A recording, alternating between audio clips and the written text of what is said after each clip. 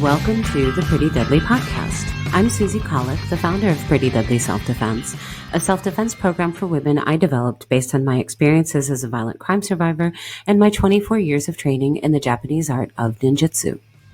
I'm going to dive right in and in this episode talk about the what-if scenarios in self-defense and how to answer questions that you don't know the answer to. But before I go on, International Women's Day is coming up on March 8th. If you're thinking of acknowledging this day at your office place or among your community, our trainers are available for on-site self-defense workshops. And remember, we have trainers in the US, the UK, and Berlin. If you want to celebrate the power of women for International Women's Day, be sure to reach out at hi@teamprettydeadly.com and we'll get you set up with a trainer and a plan. Okay, back to the episode. So, what if scenarios and how to answer questions you don't know the answer to? When I was training with my teacher in Los Angeles, he would complain about what if questions. He would point out that you could what if yourself to death. You can imagine an infinite number of scenarios and eventually you would arrive at one that you wouldn't have an answer to, and that would probably be the one that you would remember, which leads us to hopelessness and leads us to a feeling that, well, there's nothing you can do. And I talked about the importance of hope and the dangers of hopelessness. Wait, that's not right. The dangers of hopelessness in a previous episode. So you can go back and listen to that in more detail. But what if questions? So people will come up with a lot of different what if questions. And sometimes those what if questions are based on lived experience. They're looking for ways to answer a situation that they feel they didn't do a good job defending themselves from. Or occasionally they are looking for an answer for their deepest, darkest fear. Personally, I don't think what if questions are bad. I don't think that it's a bad idea to ask what if, because I think it helps us create a plan. And when we have a plan, we have options. And when we have options, we have hope. That's basically as simple as it is. Granted, those what if questions can go to a point where you no longer have answers to them. But I think sometimes you have to get pretty extreme with it. And I'll give you an example. So a lot of times when we're teaching, if we're in the position of being a fitness trainer or a martial arts teacher or just a self-defense instructor, meaning without the background of fitness or martial arts, we're in a position of authority, and that position can sometimes feel pretty good. Sometimes we don't care. That's meaning like it doesn't carry that much weight with us, but nonetheless, we are aware that we're in a position of authority. And if we're feeling very responsible for our clients, then we're going to take that position pretty seriously. And sometimes we interpret that as needing to save face in that authority role as well. But saving face isn't always what you think it is. So to save face by coming up with answers that are nonsense or by shutting down questions altogether isn't really saving face. It's just being kind of authoritarian. Saving face can also look like admitting that you actually don't know the answer to something. But I want to go back to these what if questions for a second and talk about taking them to an extreme. And I'll give an example of the Girl Scouts. I did a series of workshops for the Girl Scouts here in Berlin a few years ago. I feel like we gave a self-defense workshop to every single Girl Scout troop in the greater Berlin area. And in one of those workshops, the girls, for younger girls, of course, there's a few, like an hour of self-defense techniques and then a break because they need a snack and they need to go to the bathroom and they need some water. And then after the break, we continue training. But girls, young girls especially, I discovered after their snack break tend to get kind of sleepy. And they want to talk for a little bit before they're ready to get up and start moving around again. If you teach children, you may already know this. If you're teaching them for the first time, that's a heads up. Boys do not respond in the same way. They are not sleepy after snacks. They are more energetic. Don't be fooled. You just have to come up with different stuff for the boys than you do for the girls.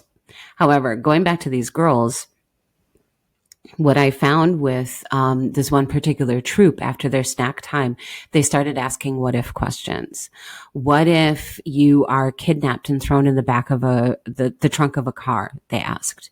What if your hands and legs are tied while you're in the trunk of that car? What if there's somebody else in the trunk of the car with you? And they kept asking these questions and kept asking these questions, and they took it all the way to being taken to some unknown location and thrown into basically a cell with no windows and only one door that you couldn't get out of, and where you were condemned to die. Like, how do you survive that situation? What was interesting was that I let them keep talking, and I let them kind of come to the answers themselves. So we can do that both with children and with adult clients by encouraging those questions and encouraging imagination.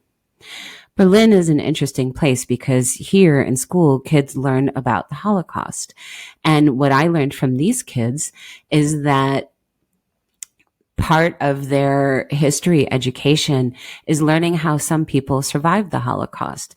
And one of those ways, this is very well documented, is that some people played dead, rather, since it's in the past,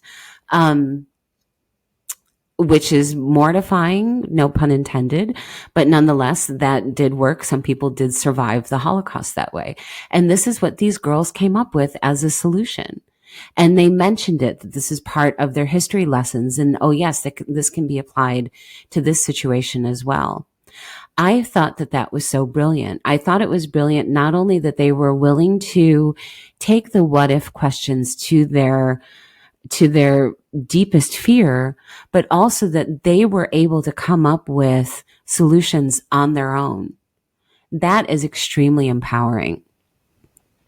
When we're teaching an adult self-defense class, we don't necessarily have a snack break, which then is preceded by a question and answer period because your clients are sleepy.